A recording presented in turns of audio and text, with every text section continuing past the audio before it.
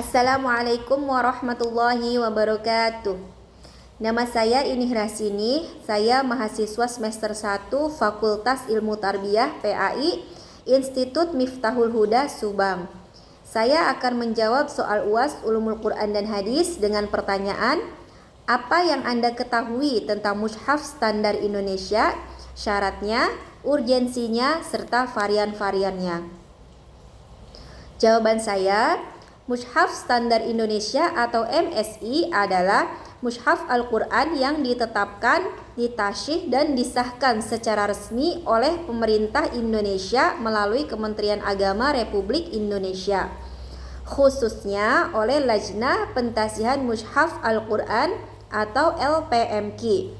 Mushaf ini menjadi acuan nasional dalam penulisan, percetakan, dan penggunaan Al-Quran di Indonesia. Mushaf Standar Indonesia menggunakan Rosem Usmani, mengikuti qiraah Imam Asim riwayat Hafs, disesuaikan dengan kaidah penulisan dan tanda baca yang baku dan seragam. Telah ditasih atau diverifikasi oleh LPMQ. Tujuannya adalah menjaga keotentikan teks Al-Quran sekaligus memudahkan umat Islam Indonesia dalam membaca dan mempelajarinya.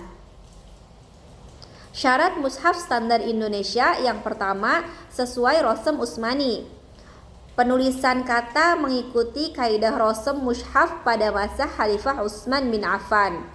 Yang kedua, menggunakan qiraah Hafs an Asim, karena qiraah ini yang paling luas dipakai di dunia Islam termasuk Indonesia. Ketiga, ketepatan harokat dan tanda waqaf. Harokat, sukun, tasydid, dan tanda waqaf harus sesuai dengan kaidah tajwid dan qiraat yang sahih. Keempat, ditasyih oleh LPMQ Kemenag RI. Mushaf harus melalui proses pemeriksaan ketat sebelum dicetak dan diedarkan. Kelima, tidak mengandung kesalahan penulisan atau tahrif, baik kesalahan huruf, ayat, nomor surah maupun tanda baca. Urgensi Mushaf Standar Indonesia. Keberadaan MSI ini sangat penting karena yang pertama untuk menjaga keaslian Al-Quran, mencegah kesalahan cetak, penyimpangan tulisan, dan perbedaan yang membingungkan umat. Yang kedua, menyeragamkan bacaan dan penulisan, memudahkan pembelajaran Al-Quran di pesantren, madrasah, dan sekolah. Yang ketiga, memberikan kepastian hukum dan keilmuan. Mushaf yang beredar memiliki legitimasi ilmiah dan hukum dari negara.